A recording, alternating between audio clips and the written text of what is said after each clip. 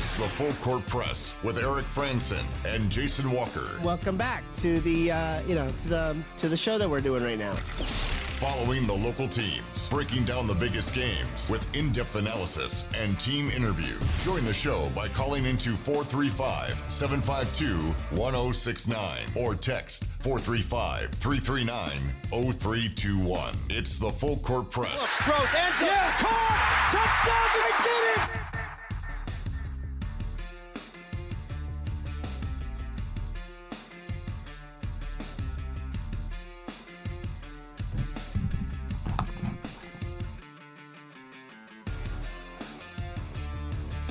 Good afternoon, everybody. Welcome on in.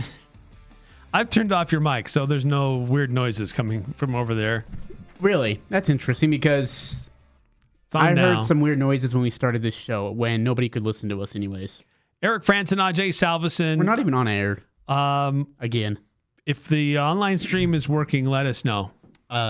Because it was weird last hour. Not our issue. Eric. We were on the radio. This was an operator error, not a machinal error. Not today. Not today. 435-339-0321. And reminder, setting the stage. I'm here. I'm not with my normal co-host. Jason Walker is on his way to Las Vegas for Mountain West Basketball Media Days. So I've got a special guest in the studio, standing at 5'5". This is for our online listeners who are not able to hear the introduction of the storyteller and chief describer of Utah State women's basketball, lover of moon pies, both chocolate and vanilla, loser of 12 straight pick six contests. By the way, it's 10. One who claims to have never tried a s'more, purveyor of inside information and strange rumors. That's Brian Phillips. Longtime fan of Baker Mayfield and the Tampa Bay Buccaneers. Tom Brady. Recent discoverer, although discovered that he has not actually tried Aggie ice cream, despite his many decades of life in Cache Valley. Chugger of extra large sodas larger than his head. Wearer of tracksuits day and night. It's not a tracksuit, it's sweat. Number one janitor for the Utah State athletics program, Ajay Salvesen. Supposed to turn it up as you say my last name, not after you say my last name. We're not to do an intro. Welcome, Ajay. I'm never going to get that something out of my head now. You could have got a cooler one, like the Edward Diaz from the Mets. That one's cool. Why do you have to do this one? This is cool. No. This is making an entry. No. Like, you have arrived on the scene. Crowd goes wild. Trumpets are going crazy. Even got some tuba in there. Coming in with an elephant. Me and my elephant. Yes. Welcome back to the show, Ajay. Absolutely awkward. Thank you for making it absolutely horrific for all of us to be included. And it's not a tracksuit. That's for our online folks. I'm coming in. They weren't able to hear that on the stream. I'm coming in with real pants and a shirt and tie tomorrow. And I'm going to come with a water bottle now. And everybody will fall out of their chairs as you walk down the hall. Yes. Like, who is that? Again, I'm not this is, look, it's comfortable, okay? I'm sorry. Right. We want to talk about some Utah State football this hour. I can't wait. Before we do that, I do want to address some questions that came in at the tail end of last hour that we weren't able to address about Utah State basketball. The preseason poll is out for women's basketball throughout the Mountain West. Utah State picked 11th in that list. Coach Wes Brooks has taken to social media to express his great displeasure of being picked 11th. Coming into the season. You might want to turn on the bleep mic tomorrow when you hear the guy talk. That'll be fun to hear Jason talk to him. Men's poll comes out tomorrow. Media day will be taking place throughout the day.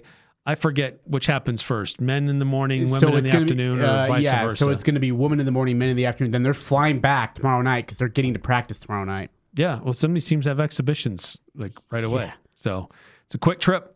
So let's get back to the Young Power Sports Logan text line, 435-339-0321. 9310, out of conference schedule full of landmines. Memphis, Tulane, VCU, Illinois State, all projected to win conference or have conference player of the year on their roster. Okay. Yeah, Fair. very good points. Fair. Yeah, it's not a schedule that looks sexy, No. that jumps out at you. There's no blue bloods on there, but there are good programs. Hey. So that's why I don't call it a bad non-conference schedule. I think it's a decent non-conference schedule. But the Aggies have to take care of their business. So let me ask you, would you, in the situation that their conference schedule, and actually 9310, I'd love to hear your opinion too. In fact, Aggie Nation or Full Court Press Nation, I'd love to hear your opinion. Should Calhoun just start taking to the road? Enough of these NIL exhibition games. Go on the road and go play Kansas, Kentucky, or just go just take the bullet, right? Go on the road and go play UCLA, what San Diego State did. Go on the road and play Gonzaga, or just go on and play some of the bigger, better teams, knowing that you're not going to get a game back at home. Would you listeners, and you, Eric, I want to hear your opinion, would you guys be okay with that? I think they should. Well, I just saw something today. The head coach down at Utah Valley saying, look, based on our program, we need a buy game. We need that money for our athletics program and for our basketball program, but teams don't want to play us because we're a good program. Mm-hmm. So they don't want to pay us money and potentially lose to us. So he's like, we can't fulfill both of those needs, like getting the money that we need as a program, but also playing good programs. They're not scheduling us. They won't schedule us. And I don't think it'd be any easier for Utah State. Now, the Aggies need to get to a point. San Diego State has become a national program. They have enough postseason success that if you schedule San Diego State, it's not necessarily going to hurt you, because the other teams know that's a team that's going to have success and be a solid program, that even if you lose to them, it's not going to be a black eye on your program aesthetically or with analytics.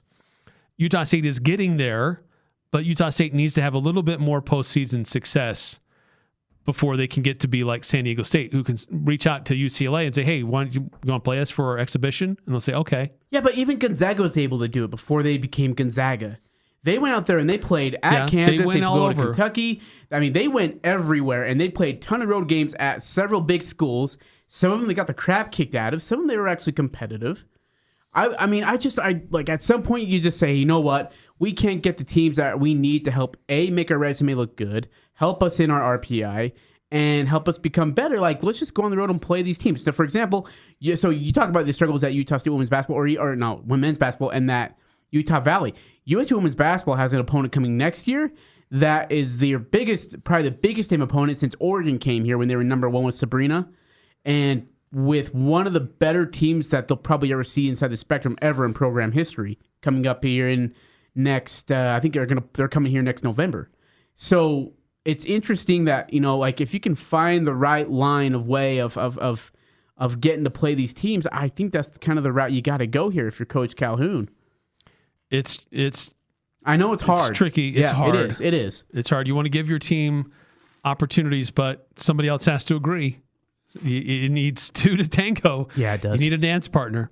Got a couple of texts coming in here from 9315, so buckle in. Here we go. Ajay, you know how fast the hour goes. Jump on the 3-hour hype train. Give me a hell yeah. Thumbs up, Eric it up. I don't know what. Hashtag. Thumbs up, Eric it up. Yes, Eric, the best intro ever. You forgot Elf the Ajay. Oh, yes. And admirer of San Francisco Lake. It's true. I need to check out his Twitter if you haven't Thank you. looked at it in a while. We'll have to add that to the list. 5662 texting in. Thank you for the note that the stream is good. Also, if the band is in attendance and playing, all teams go to Lawler, Nevada, wins the conference. Yes. Good point. Nice. Also, is it Ajay or AJ? I swear I hear call himself AJ now during the Monday football pressers. Yeah, so here is the Julio Cheerio. For some reason, the rest of America cannot pronounce my name correctly. So, in fact, we had a road game. I think we were at Vanderbilt, and we're going to Vanderbilt, and the plane lady welcomes us on the charter. She's like, all right, so what's your name? I'm like, AJ Salvesen. Well, Doug Hoffman is standing behind me, goes, AJ? I was like, just shut up, okay? It's AJ. Because they just can't. I mean, they're like, how do you say your name? Is it Ajay? Is it Sanjay? Or is it Anjay? Like, it's not hard, people, but they make it hard. So I just like, you know what? You make it hard, you're gonna get it hard. What a man! What Donald Duck in the house. No, don't, dude, no, stop it. What? What? No. I gotta throw some cold water on that. literally and figuratively.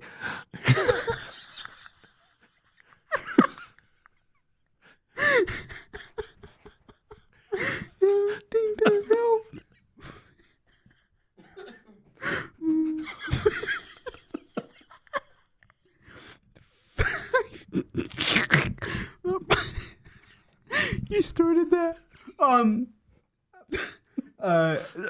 So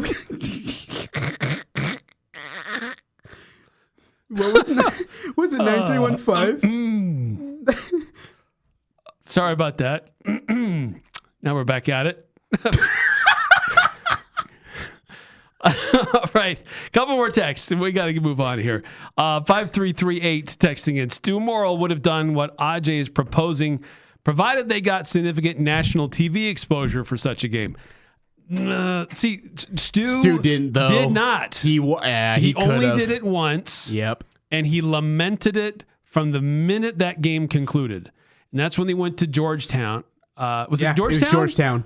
Or Duke? No, it was Georgetown. Because it was Tim Duryea that took him to Duke, right? Yep. So, yeah, Stu Morrill took him to Georgetown. The second the game was over, the Aggies had lost, he's like throwing his arms up in the air. I don't know why we did this.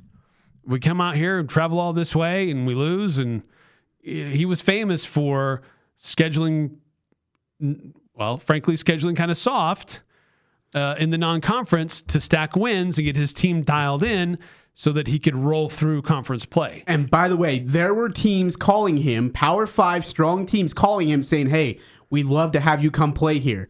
I'm telling you, ACC teams, SEC teams were calling him saying, come play us. And he would say, okay, we're going to do a home and home. And they're like, yeah, that was the other thing. He was very firm on, I'll go to your place if you come to mine. And that's part of how the BYU and Utah stuff blew up too. And so then they go through conference play, they'd run through the Big West or the WAC, end up being like a 12th or 13th seed, and everyone would be like, why? And because your non-conference schedule was in the Gosner Classic, man. That's why. I love so much Stu. But I think that was one of his biggest just struggles, was just going to schedule tough games. And I think they would have won some of those games, to be very honest with you. I think it would have been competitive. I think if they would have consistently done that the team wasn't used to doing that. If they became more familiar with how that works and what to expect, then I think over time it would have been a different outcome. Utah State would have become the next Gonzaga. Give me that 09 team against really almost a lot of P5 opponents, and they would have beat them. Ty Wesley, Gary Wilkinson crew would have beaten some of these teams. They were good. 9315, quit stealing your name from Mr. Knight that used to be with you at the station. Who's Mr. Knight? I don't know. So Utah State football, let's shift back to talk about the Aggies and the Lobos. This is a big matchup for a lot of reasons. These are two teams that are both 4-3. These are two teams that are still battling for bowl eligibility. Yep. And this might be the one game you need to get the bowl eligibility. Right, because there's not a lot of easy opportunities for either team when you look at their schedules. So it's a challenge for both teams. Now, we know that there's animosity in the Albuquerque, New Mexico community about what happened with Bronco Mendenhall. So the sidelines will be saucy. But I don't know if it's going to be that much of a instant rivalry game on the field, because that New Mexico roster is totally overhauled. Yeah. Like if there were a bunch of guys that stuck around, like, oh, this is the coach who left us in the lurch in the last second, and we're going to show him. There just aren't very many guys on that roster who were there last year. And then similarly for the Aggies, like New Mexico came to Logan and beat the Aggies. They shouldn't have. The Utah State defense was terrible that day. Sure were. Our offense wasn't much better. They put up a lot of points. Oh, yeah, that was a high-scoring game. They put up like 45 points. So it wasn't the offense's fault. But they're, again, for the Utah State, it's not like there are a ton of guys on this roster this year who remember how that game went and like, oh, man, those Lobos got us last year. We got to stick it to them this year.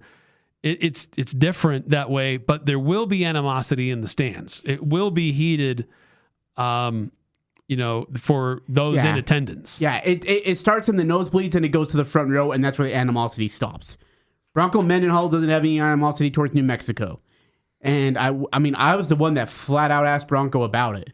And then I had the guts to ask him about what his future looks like. I'm probably gonna hear about that tonight from Bronco. Anyways, so it's interesting that it's just all about the fans, right? They're gonna bring their pitchforks and fire sticks, scream, yell, cuss, and whatnot. But on the field, you're right, Eric. It's a totally different roster, and for the Aggies, like they don't have any animosity towards the Lobos. They have a brand new coach, a brand new there's nothing there. It's just got other two football teams, like you said, who are in dire need of a win because it gets them that much closer to bowl eligibility with not a lot of give the rest of the way. Yeah, Bryson Taylor, he talked to us on Monday about how it could be a little bit hostile in the stadium. One thing we say is we're all we need. As long as we got our team, we're all together as one. We're gonna be all right. Just block out the outside noise. No matter if it be negative, we'll be all right. Dude, you can tell Bronco and Doug Hoffman coached these guys up perfectly to make sure they say the right things throughout the whole entire week.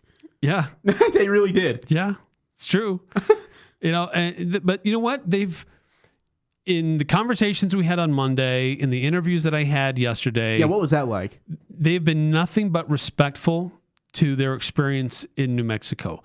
Bryson Taylor was there last year.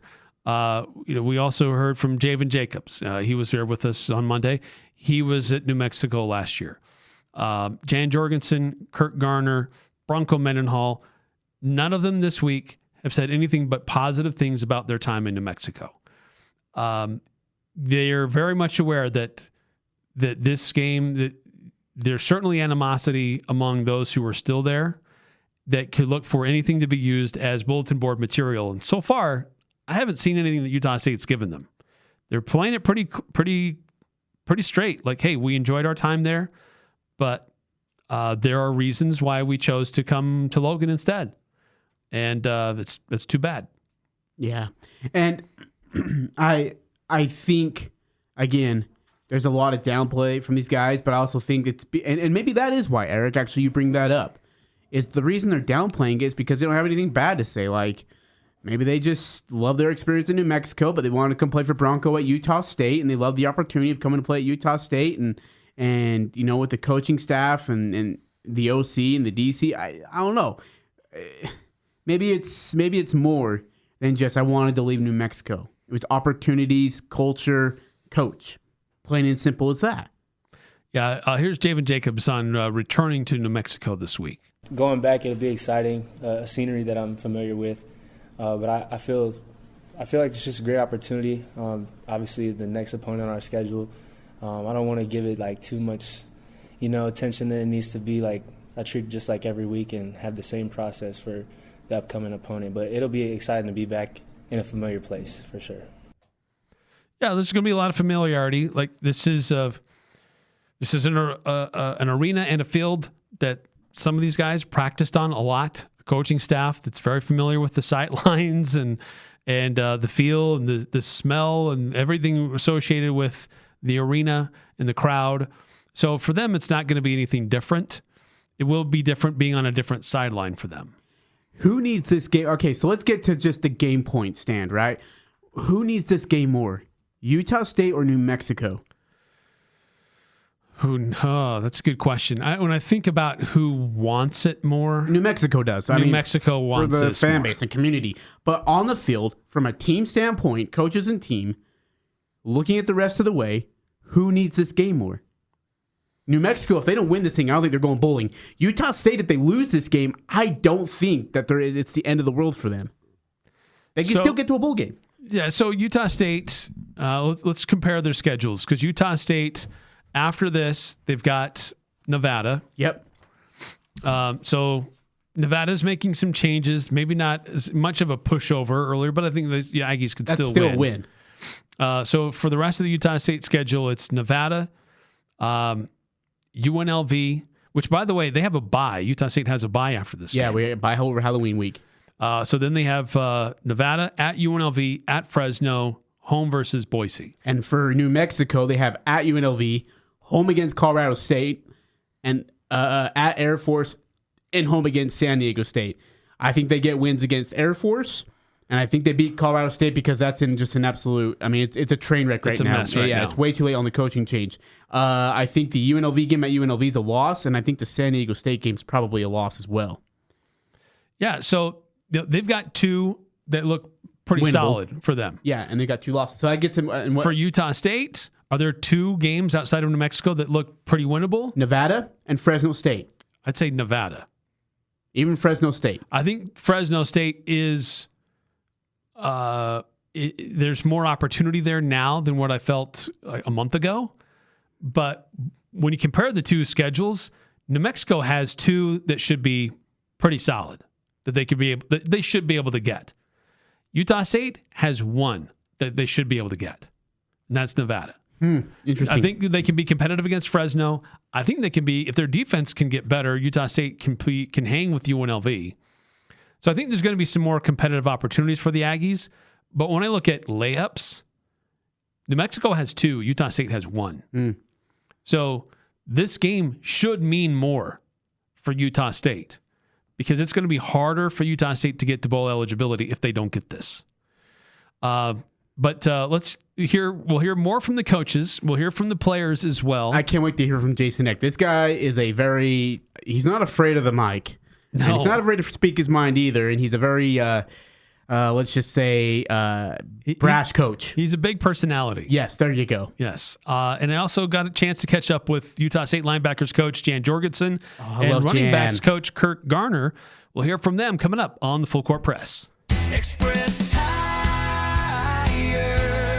tires for less. Safety and comfort on the road are Express Tire's top priority. As a Point S team member, count on peace of mind with an inclusive warranty that includes nationwide protection. Any brand, any size, better pricing. No appointment necessary on the highway at 3200 North Main. Express tires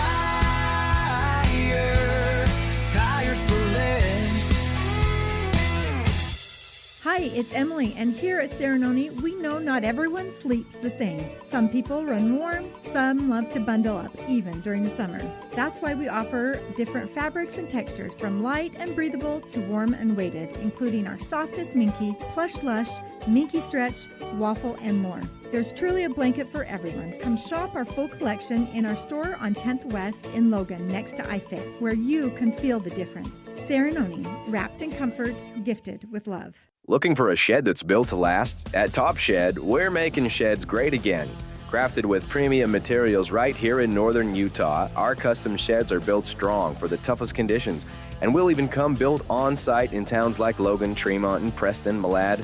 With late summer and fall here, now is the perfect time to get your shed designed, built, and delivered for year-round use. Top Shed, making sheds great again. Call 435-760-7766 or visit topshedusa.com.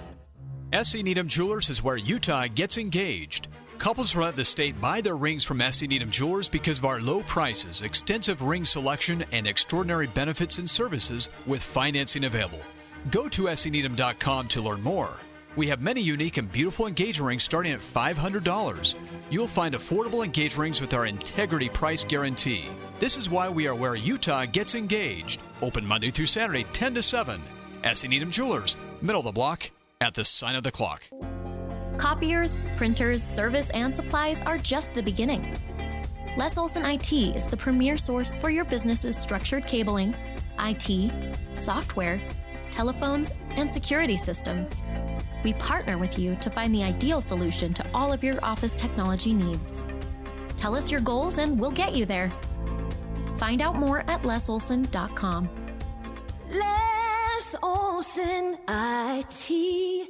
At Mountain Valley Heating and Air Conditioning, now's the time to feel the love and the savings. With current tax credits and government rebates, save up to 40 and 50% on new heating and cooling systems. From residential tune-ups to commercial HVAC projects, Mountain Valley has you covered. Rebates and credits end at the end of this year. Take advantage today. Go to mtnvalleyhvac.com and start saving while you feel the love.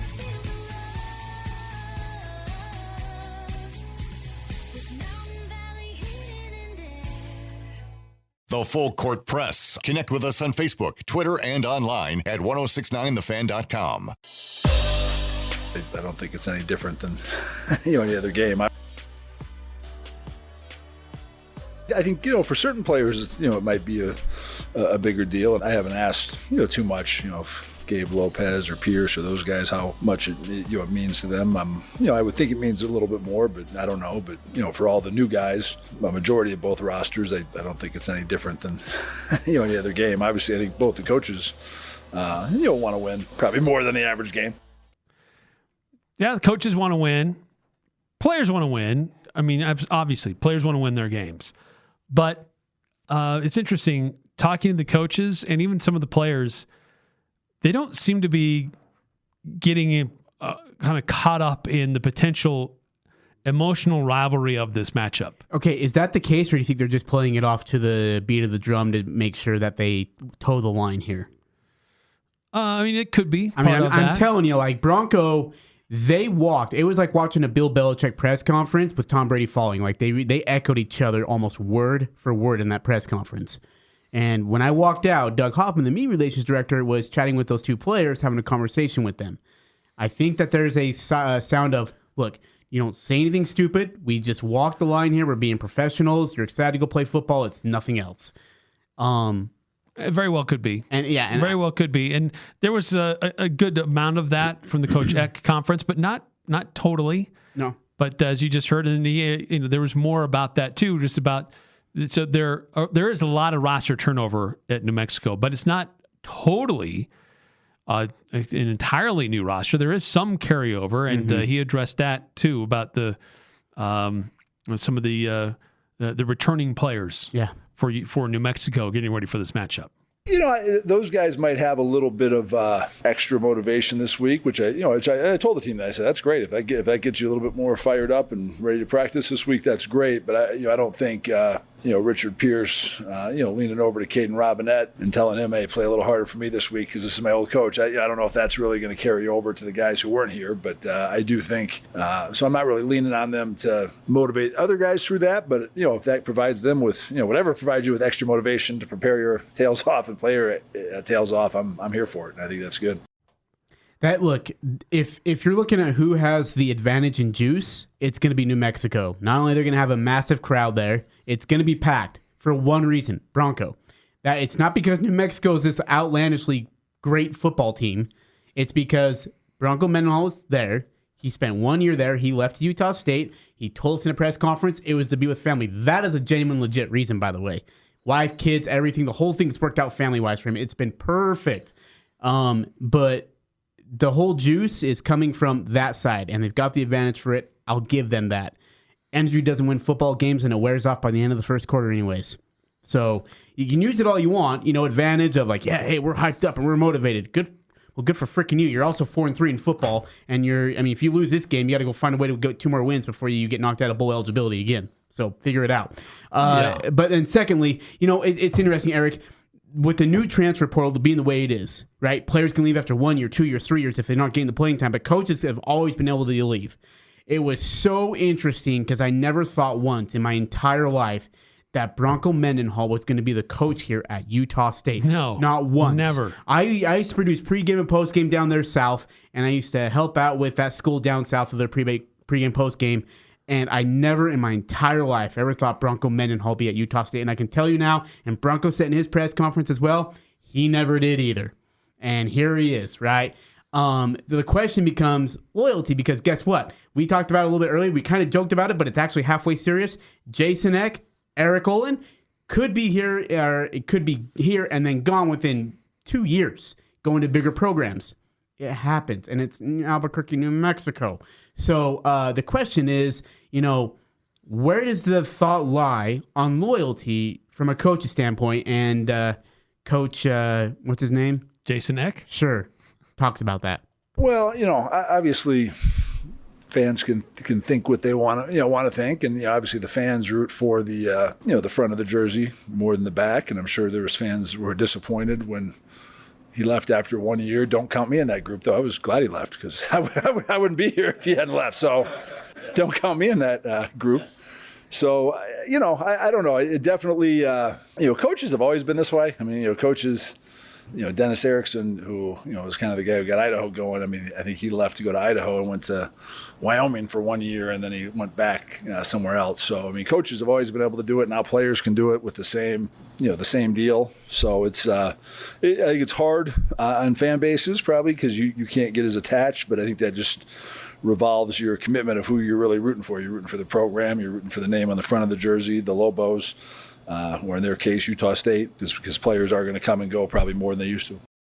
Speaking of the jerseys, a lot of hype there that they're wearing the turquoise jerseys, which apparently they haven't done for football in like 40, 50 years, which is crazy. Yeah, because they use them all the time for basketball. There's a soundbite in there actually about that because Coach is superstitious about like things that he does and things that he wears. And he talks about those turquoise uniforms. He's actually pretty stoked about them. He said he brought it up in a group in a meeting after because he was here in the winter watching New Mexico playing like those turquoise jerseys, and he went to the group and he said, "Look, we need more alternate jerseys. Can we get these in turquoise?" And they're expensive, but they made it happen. So they're going to be wearing their turquoise jerseys. Again, all fired up because, one, Mendenhall is coming back, and two, we got turquoise jerseys, folks. Like, get amped for us. I mean, let's go. I'm superstitious, but I try to keep that to myself as much as I can and my own stuff that doesn't affect people. The players love the different uniform combinations. I mean, they love, they even debate with each other, what we should wear and what colors we should have and that type of thing. So I think these are really cool. Again, I like embracing the local part of it with turquoise kind of being a big, color in this state. Yeah, so I think it's awesome. I think they look good. It was something I thought because, I noticed when I was here like last winter, I was going to all the basketball games. They got like 3 or 4 different color uniforms and stuff. And I kind of brought that up in a meeting. I said, we need to get a alternate uniform because I think those are cool and you can market it and, people get excited about it. And I'm excited that we got that to fruition of making that happen because, uniforms, especially because the football team's so big, they end up being more expensive than you'd think to get new uniforms. Yeah, new unis. So there's excitement about that.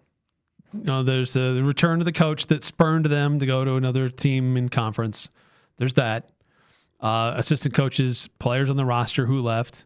There's that. But for Utah State, it's like, look, this is a program that beat you last year. Utah State could have and should have been bowl eligible last year. Yep. That Temple game shouldn't have happened the way it did. The New Mexico game shouldn't have happened the way it did. Those 2 games, a few different plays, it's a different outcome. Yeah. And Utah State, in an interim situation with Nate Dreiling, go bowling. Well, and I'll bring up 2 things. One, they got outcoached in both those games. They really did. I think Dreiling and his staff, they got outcoached, which we're really sorry to see against Temple especially. Bronco's a hell of a football coach. I'm telling you, like when you sit with him and you talk to these players and you sit with coach as well, he doesn't talk much X's and O's when he's on the radio. I know you guys hear it during pre and post game and such. The guy can coach, and I really do. A guy with this experience in a lot of big games that he's been through with Utah, or against Utah and whatever else, Virginia Tech, right? The guy can coach. And I think, honestly, he's a better football coach and a better mind football-wise than Jason Eck. I cannot. Dude, I don't want to keep calling him Olin. His name. A few more quick texts, and then we're going to hit a timeout because I want to get to the position coaches, their thoughts about the matchup on Saturday. 5662 texting in on the Young Power Sports of Logan text line. It's New Mexico's Super Bowl when they're offering $5, bring a buddy ticket, and Coach Eck is cruising town giving away tickets. Maybe there'll be more than 3,000 fans in the stands now. Yeah. They had 18,000 last week, and they were disappointed. They felt that was a rough outing, but it was Nevada who they were playing. There will be a pretty full house. Yeah, you'll see. Yeah, there'll be a line of cars waiting for you. I give Coach Eck and that athletic department credit. They're in the community. Oh, yeah. They're making little hype videos. They're going around shaking hands, kissing babies, handing out tickets. Like, hey, sending personal invitations. Come watch us play. That's what you got to do. Please come. In New Mexico, it's what you got to do, and he's doing it. 9315. it means more for USU just because of the fact we're still in the Mountain West title hunt. Yep. And then I just learned on the show right now where Ajay got his love of BYU QB and had a BYU folder in his desk. Ajay, how could you disrespect us like that? Dude, that guy has a heck of a memory. Like some of this stuff, like I just totally forget. All right, quick timeout while Ajay tries to wrap his brain around Why that. are you going after me? We'll hear from Jan Jorgensen, Utah State linebackers Love coach, Jan. and Utah State running backs coach, Kirk Garner. Their thoughts about their time in Albuquerque, choosing to come to Logan, and making that trip back on Saturday. It's all coming up on the Full Court Press. Ski season is coming, which means season ski rentals. This is Mark at the Sportsman, where we have over 20 years of season ski rental experience. We rent to kids and adults. Come in to get season ski rentals for your entire family. We like to wait a little later in the fall because there is a chance your kids might grow out of their boots by the time ski season actually rolls around. You will get the right gear for your kids to ski this year at the Sportsman on Main Street in downtown Logan with tons of parking in the back. Looking for a luxurious local space to host your next gathering? The Hive Event Center in downtown Logan brings modern elegance to your wedding, private party, or business event. Your guests will be amazed at the glamorous design, and you'll benefit from the advanced tech included in every rental, from DIY parties to full-service packages. 255 South Main in Logan behind Beehive Grill. Luxury lives here. The Hive is your place to gather. Luxury lives here. Luxury lives here. The Hive. See us online at thehivelogan.com. Addiction is something in this day and age I think all of us have been touched by in some form or way. For me, 14 years ago, I lost my father to an opioid overdose. Addiction is something that whether you're struggling with it personally or you're watching someone you love struggle with it, it can feel like there's no hope. If you've lost hope or you're scared for someone that you love and you don't see hope on their path, call Renaissance Ranch today. You can learn more at renaissanceranch.net. They have a location right here in Logan.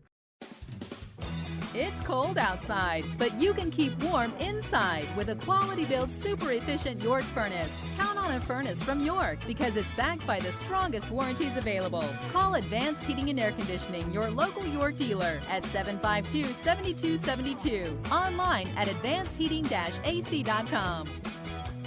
We're not comfortable until you are.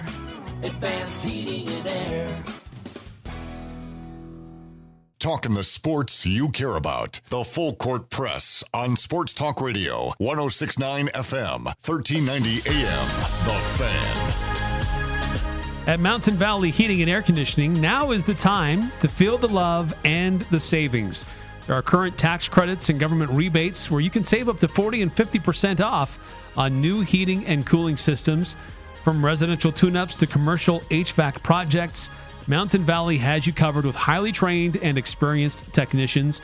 Call now, 435-557-4181. That's 435-557-4181. Or visit their website, mtnvalleyhvac.com, and start saving while you feel the love.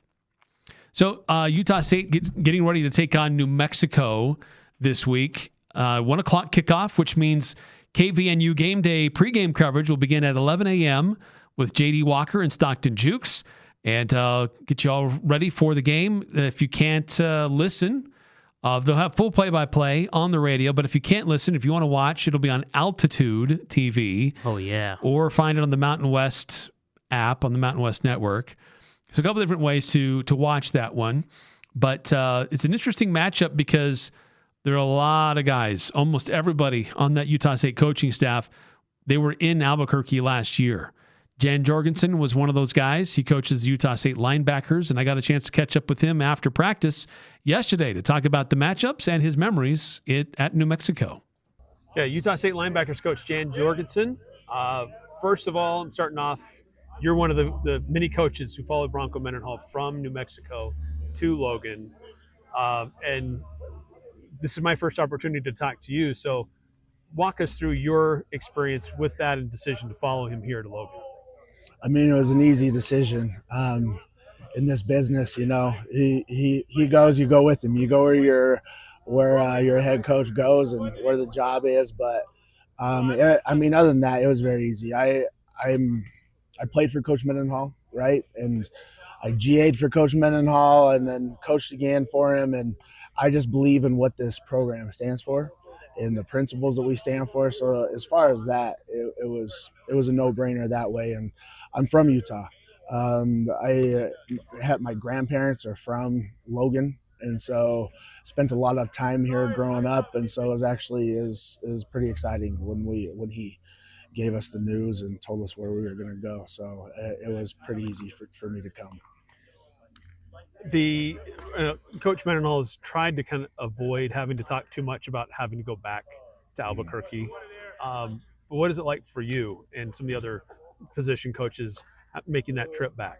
Yeah, it's kind of surreal. You know, it was we loved it there. We loved the kids there that we were working with, and it was a place that we were looking to build up and go. Like coming here was pretty unexpected, and so it's going to be pretty surreal. I'm expecting it to be different because it will be. I'm not going to go and say that it's going to be exactly like every other game. I mean, I think when people say that and don't acknowledge things, that they're not really telling the truth. But I got to treat it like it's like just getting prepared to play any other team, because these guys, like the kids that we're coaching now, they don't, it's a game, right? They're getting prepared, they're getting ready to go. I can't change. I got to get them to be ready.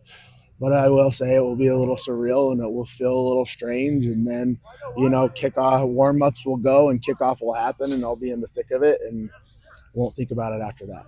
I know there's been obviously a lot of coaching change over there, but there's been also a lot of personnel change. Yeah.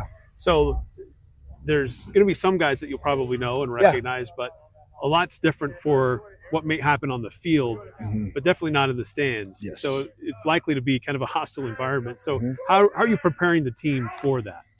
I talked to my players about it on Monday morning. I let them know that it's going to be, and I basically said the same thing you did. I said a lot of the players, it's most of those guys are that played for us. The vast majority of them aren't there anymore.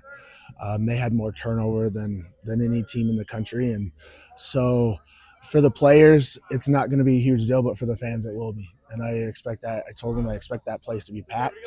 When I was a player, I played at BYU and played at New Mexico back in the Rocky Long days when they were pretty good, and they packed that stadium, and New Mexico fans are passionate.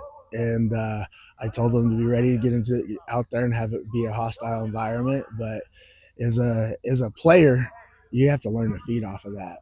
For me, when I was a player, I told them, I would walk into places like that, and it was almost better than playing at home, because it's like you get someone to hate you, you're doing something right. And so just helping them to embrace it, expect it, embrace it, and use it. So that's basically was my talk with them. The energy in the crowd, that players tend to feed off of that a little bit more. Oh, yeah. Easier to play in that kind of situation than an empty arena. Way better to play in a situation than it being empty. Empty is probably the hardest thing to play in. It's way easier to play in front of a whole crowd that hates you than it is to play in an empty arena, because they said you quiet those stadiums and there's nothing better. I want to ask you about some of your guys in the linebacker core. John Miller is having a fantastic season. So I'm the outside linebacker coach. Oh. John Miller is not mine. So he's not yours. He is not mine. The guys that I've had out there playing have been Will Holmes, so you got Will, Chris Joe.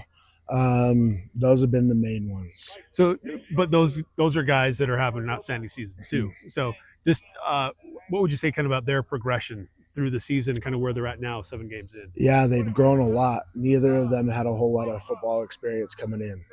Will was actually very new to football, and Will being a freshman, and so they make progress every week. It's fun to watch them make their jumps every single week, and they are moving forward. And the great thing about them is we've asked those two to do a lot of stuff too, and they just keep coming and keep working hard, and they keep going. And so it's been fun to see their progression. It'll be even more fun at the end of the season when we're not in the middle of it, in the foxhole and get in going. But they work hard, and it's been a good experience. So New Mexico looks like they have a pretty balanced offense, and this is a team that runs the ball a little bit more than what you've seen in the last couple of games, but they don't have like one particular dynamic running back. They use 3 different guys. What are you seeing so far scouting their offense and trying to prepare for that? Yeah, like you said, they have. Well, you said they don't have one, but they have 3 really good running backs. It's where they went and spent their money in the offseason, and they got guys who can tote the rock and who can run hard, and they keep them fresh. They just keep rolling them.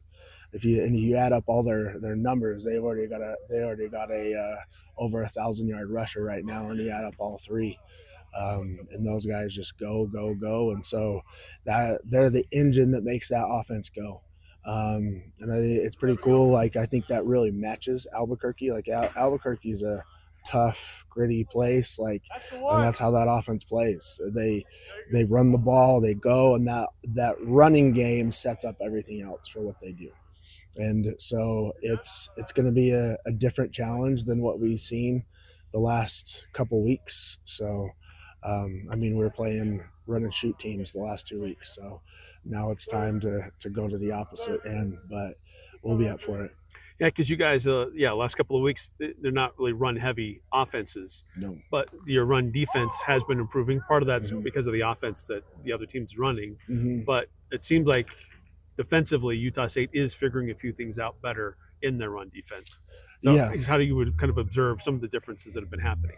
Yeah, I think when you look at some of the rough run games that we had them against some pretty good talent. You know, you look at what Vanderbilt and Texas A&M have been doing. Texas A&M is a top 5 team in the country and got some really good running backs and players. And you look at Vanderbilt and what they do. They're a running machine. They run all over everybody that they play. And so, not to give any excuses when it comes to that stuff, but then when you look to what we did against Air Force, we did a great job against them, and what we did in their run game, it being Air Force. And then Hawaii had a great first half in the running game. Second half was having a hard time stopping the pass. You know, we turned into a pass rush team, and they broke off a couple good runs that got them some yards. So last week, game plan didn't help us in terms of shutting down the run. We knew we had to stop the pass game, and that they probably weren't going to try to beat us running. It was going to be throwing. And so, but this week, we've really got to show up and prove that when it comes to playing in Mountain West, that we will get out there and shut down a good, solid run game. So a lot to prove to ourselves and a lot to prove to everybody else.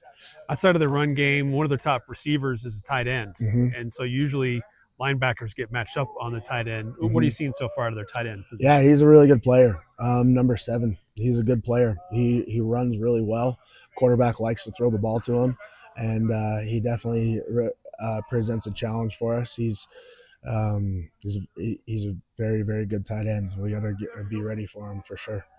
And then just my last question is, you had experience outside of playing and coaching. Were you an MMA fighter?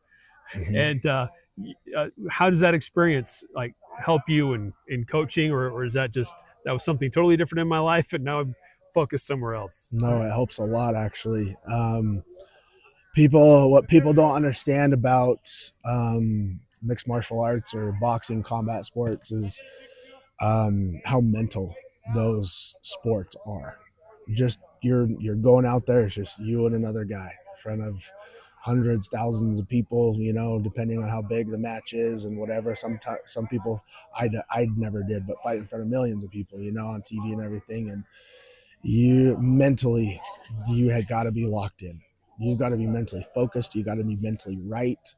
You've got to be able to, the mental game that goes on in that world is very challenging, let alone the physical part of it.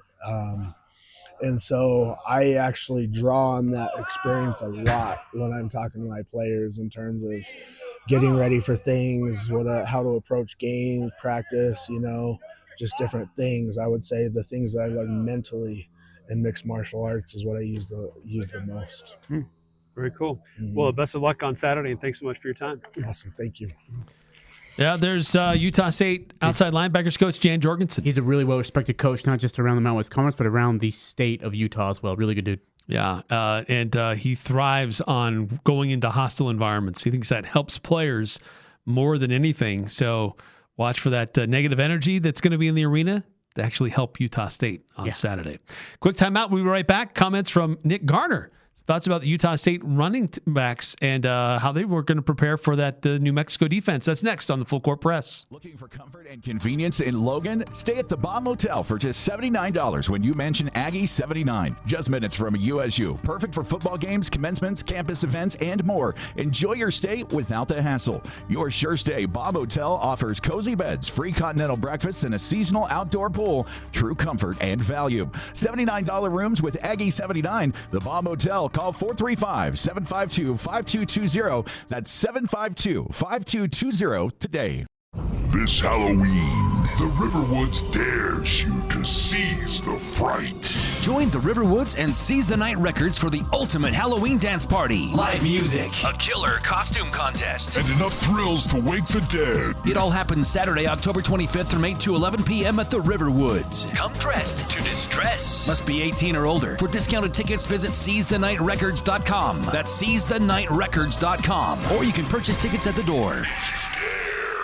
It doesn't matter who you root for. The Full Court Press has all the high school sports covered. The Full Court Press. Connect with us on Facebook, Twitter, and online at 1069thefan.com.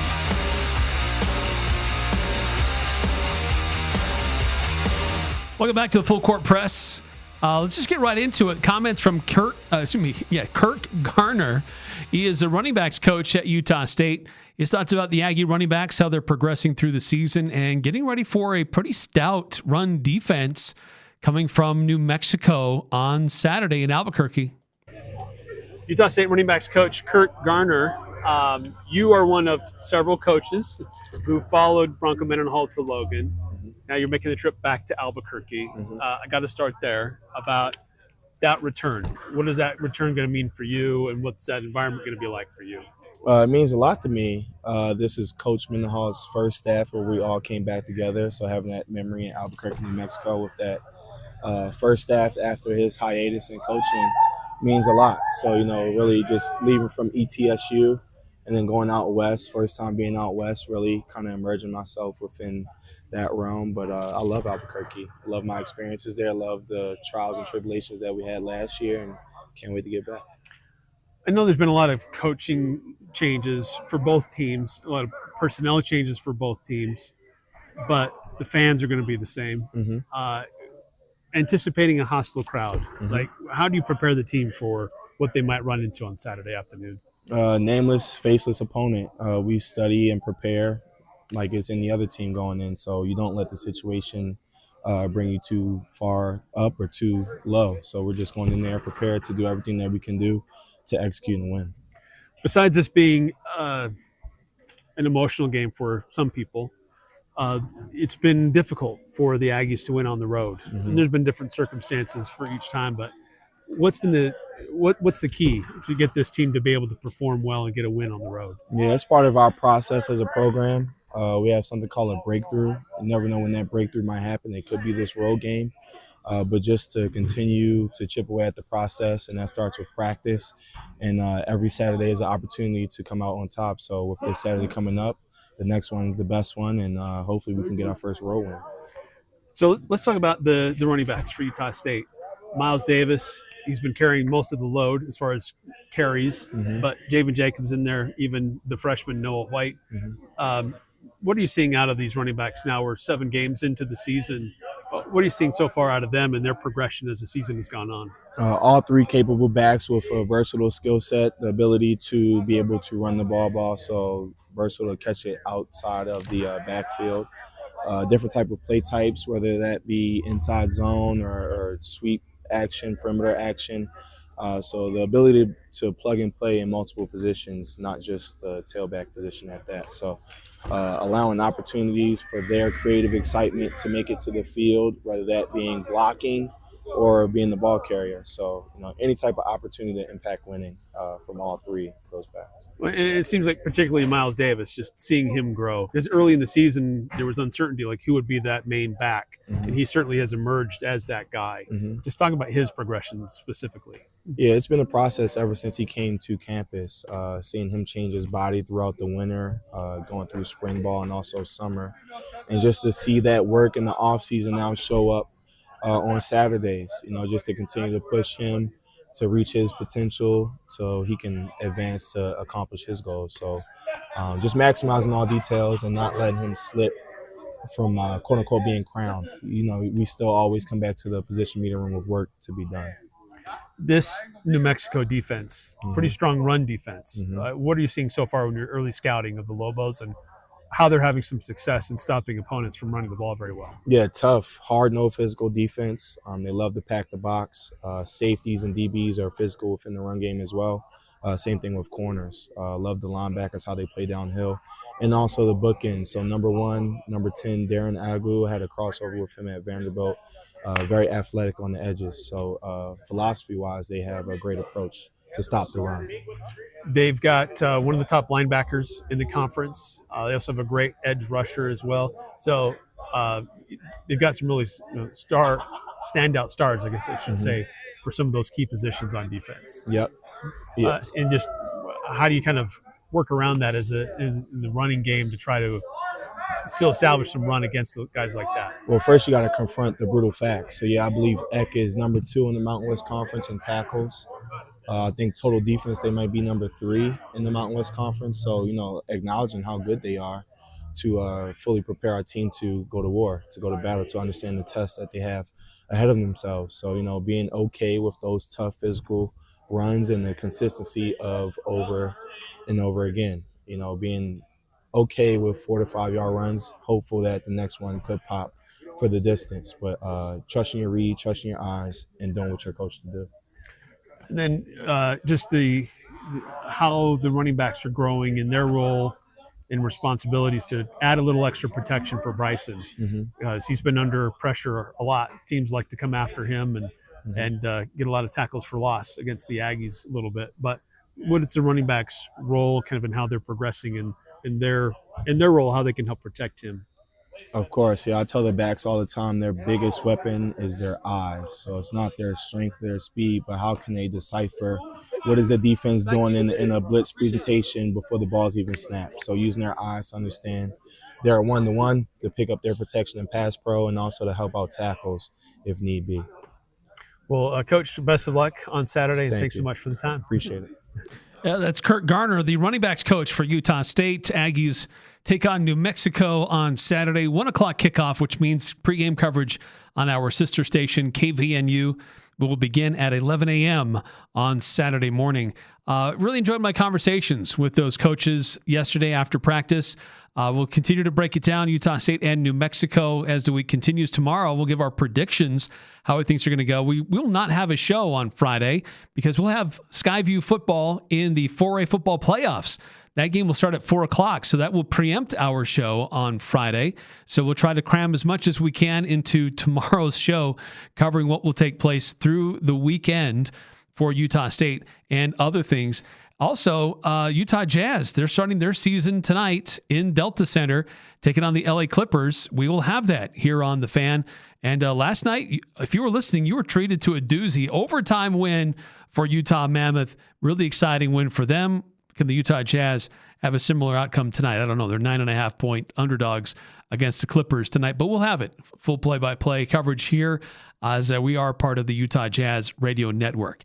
Thanks again to Ajay. Thanks so much to all the texts that came through. Have a great night, everybody. We'll be back at it again tomorrow, starting here at 4 o'clock, and fingers crossed everything will work as it should with online and on air. If you missed anything, it's all going to be available on our podcast feed. Sports Talk Radio, KLGN Logan, 106.9 FM, 1390 AM, and online at 1069thefan.com.